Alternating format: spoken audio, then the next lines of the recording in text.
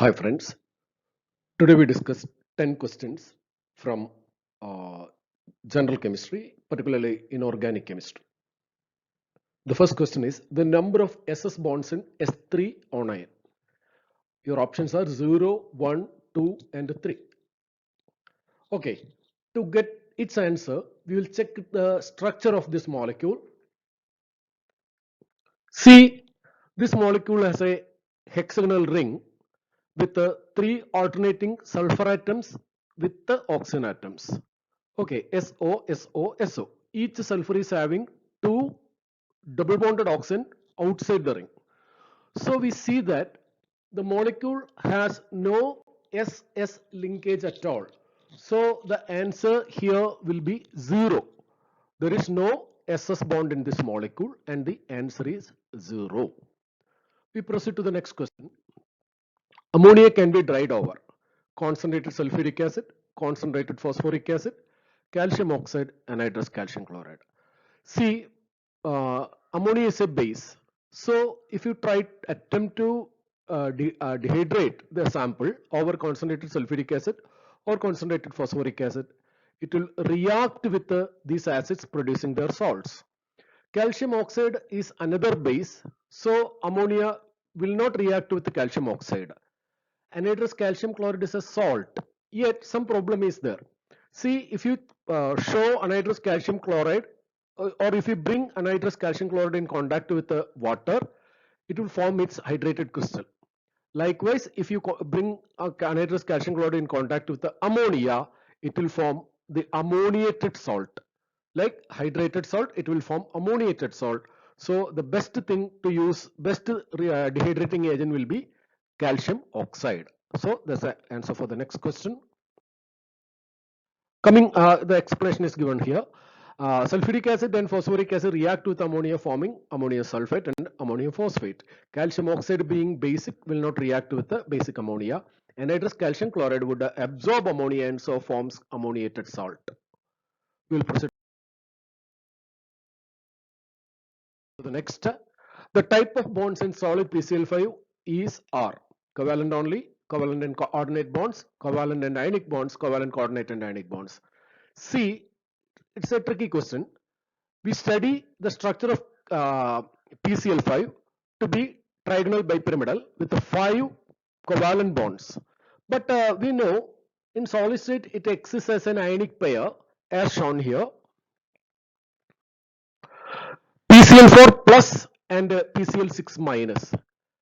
In PCl4 plus, the central phosphorus is in sp3 hybridization leading to a tetrahedral geometry, whereas in PCl6 minus, it is sp3d2 hybridized with an octahedral geometry. So we see if the molecule exists as an ionic pair, there has only pure covalent bonds, no coordinate bonds at all, and ionic bond. So pure covalent bond and ionic bond, that's the answer. Okay, we proceed to the next. This can easily absorb oxygen.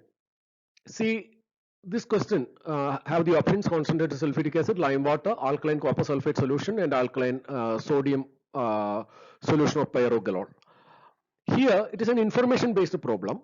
You cannot logically think and get the answer. At least here, you cannot do that. And the answer is alkaline solution of pyrogalol. What is pyrogalol? It is a trihedric aromatic compound. It is benzene 1,2,3 triol.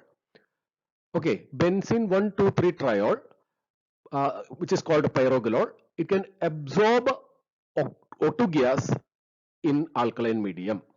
Okay. Next question. The red-orange color of bromine vapor will not diminish if one of the following is added to the vessel containing its vapor is.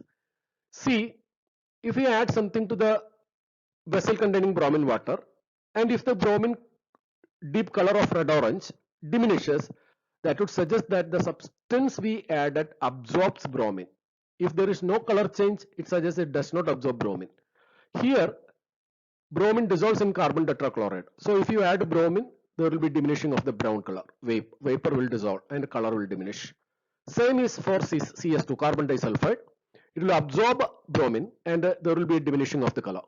Marble also can absorb. Calcium carbonate, marble can also absorb this bromine vapor and there will be a corresponding diminishing in the color. But from experiment it has been proven that animal charcoal, which is a common adsorbent for organic gases, does not appreciably absorb bromine, and so the color will not change if we are placing some animal charcoal in the vessel. Okay, so the answer is 3, animal charcoal. Animal charcoal does not absorb bromine vapor. Next question, which among the following is not a pseudo-halide? See, pseudo-halides are a group of anions which in many ways chemically resembles halide ions like Cl minus, Br minus, etc. Most of them have nitrogen in common and one more electronegative atom or moderately electronegative atom. For example, cyanide, Cn minus, thiocyanate ion, SCN minus. It's a isomeric form, isothiocyanate. Then thiocyanate, isothiocyanate, pure cyanate, isocyanate. All these ions along with the N3 minus azide ion. These are the most common pseudo-halides. CS3CO minus is not considered to be a pseudo-halide. Similar to halide, there is pseudo-halide. Similar to halogen molecule, there are pseudo-halogen molecules too, due to their similarity in chemical behavior. Like similar to Cl2, you have Cn twice. Cn twice is cyanogen. Cyanogen is a pseudo-halogen. Okay. There is SCN twice. It is another pseudo-halogen. Okay. Okay. And so for pseudo-halides are generally similar in chemistry to halides. Generally, they are anions which with 2 or more electronegative atoms combined. Here, acetate ion is an exception. Further, pseudo-halogens are similar to halogens. Similar to halogen molecule X2, pseudo-halogen molecules such as Cn twice, SCN twice do exist. Okay.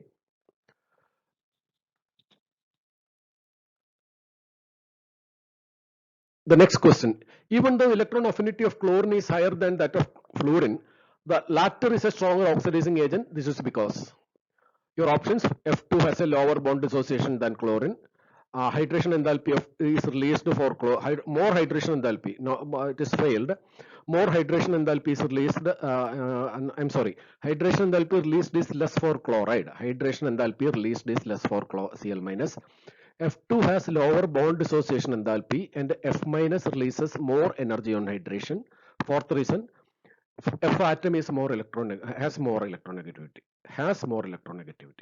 See, when a molecule fluorine react or any halogen react, two things must happen.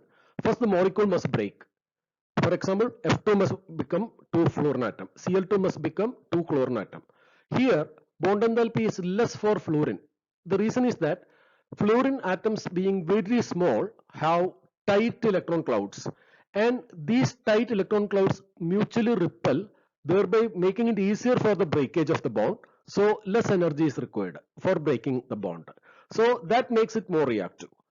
Another thing, whenever the reaction is taking place in aqueous medium, once fluorine atom picks up an electron and thus become F minus, it is heavily hydrated compared to chloride ion formed in aqueous medium being very big.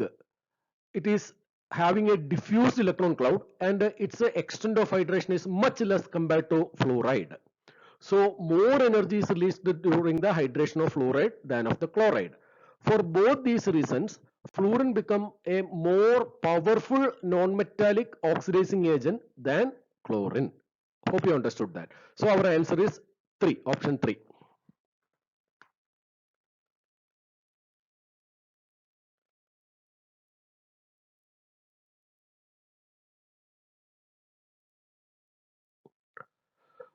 Here the explanation, fluorine is most powerful reducing agent. F2 has low bond enthalpy. Once fluorine atom is changed to F minus, it is heavily hydrated, releasing more hydration energy. These things make fluorine stronger oxidizing agent than chlorine. Okay. Bleaching action of SO2 is mainly due to oxidizing action, reducing action, acidic character, high water solubility. See, SO2 is most readily converted to SO3. So it undergoes oxidation to SO3. Okay. So since it has oxidized, it reduces something else. So SO2 can act as a bleaching agent, but through reducing action. Itself undergoing oxidation means its action is reducing. So your answer is reducing.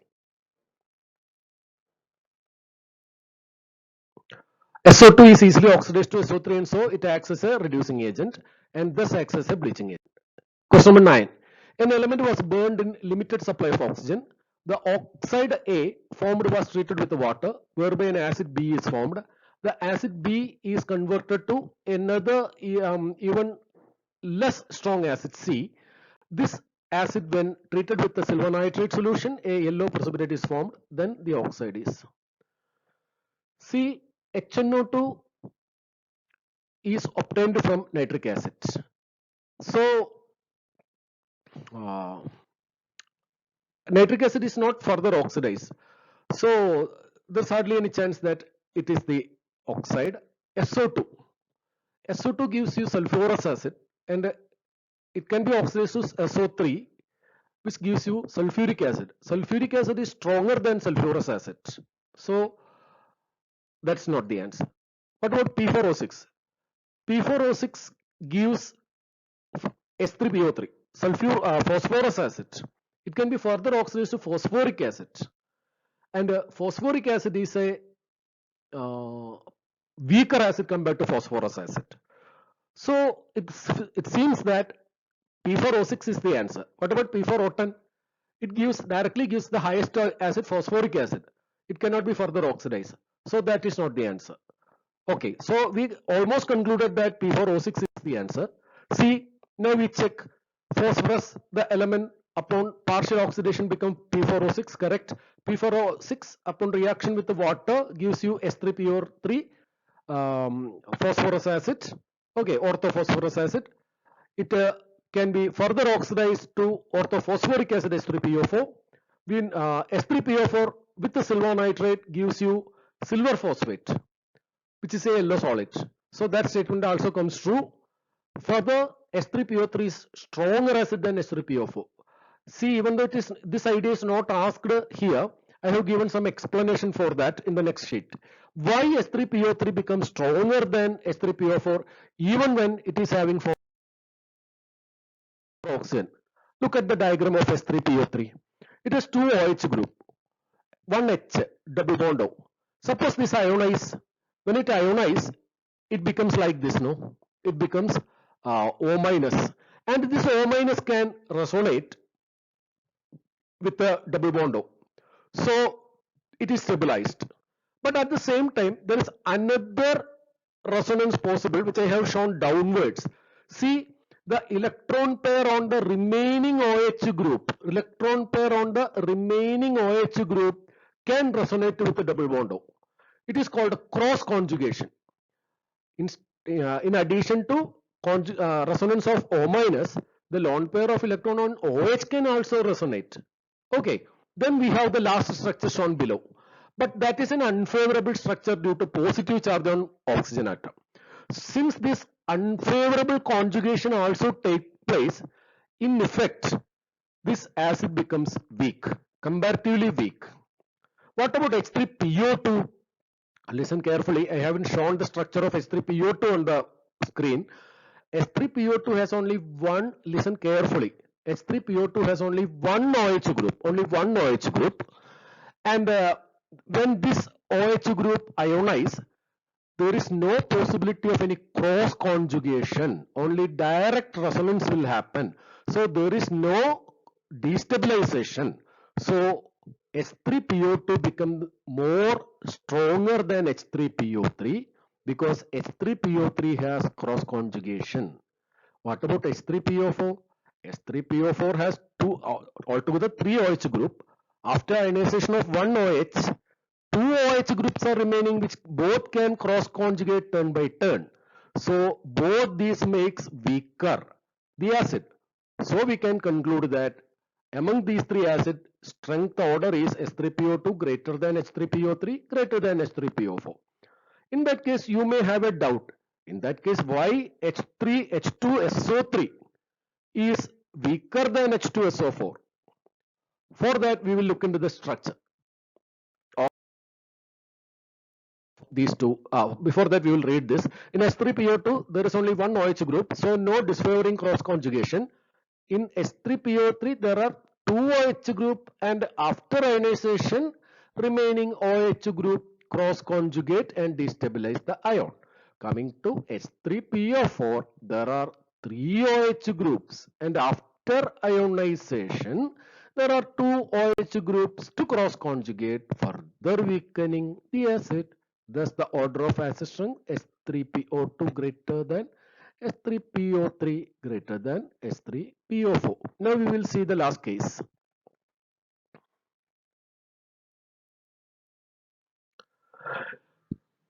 So, look at the structures of H2SO3 and H2SO4. Both are having two OH group, isn't it? Sulfur is having one additional double bond O in the case of H2SO3, two additional double bond O in the case of H2SO4. When one of the OH ionize, the other OH group can cross conjugate. So in both cases, possibility of cross conjugation is there, but identical. Agreed. Now, so that factor cannot decide which is stronger because they have equal possibility. Then think about the oxidation state of sulfur. In H2SO3, it is plus 4. In H2SO4, it is plus 6. Naturally, plus 6 oxidation state helps the ionization of the OH group more. So sulfuric acid must be stronger in that case. Another reason is that there are two S double bond O in H2SO4. So both these can take part in resonance by becoming O minus. So for that reason also sulfuric acid must be stronger. We will read what is written there. Here both the molecules has two OH group, and after ionization both molecule has equal possibility of cross conjugation. However, there are two double bond O in H2SO4 and so more stabilizing resonance structures. Further, here the central sulfur atom is plus 6 oxidation state, whereas in H2SO3 the oxidation state is only plus 4. Both these factors favor ionization of sulfuric acid to sulfurous acid, making former, that is sulfuric acid, stronger. Hope you understood that clearly. Here cross conjugation is there but equal. And the last question. Tetrathionate ion has 4 SS bond, 3 SO SS bond, 2 SS double bond and 2 SS single bond, 2 SS double bond and 1 SS 2 SS single bond and 1 SS double bond. By looking at its structure, we easily understand. Look at the structure of tetrathionate. It is having 4 catenated sulfur atom in a row, isn't it? So there are 3 SS single bond and there are no S double bond S at all.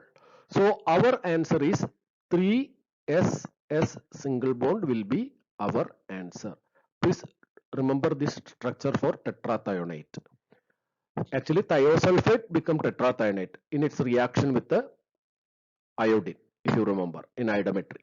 Okay, so take care. Bye.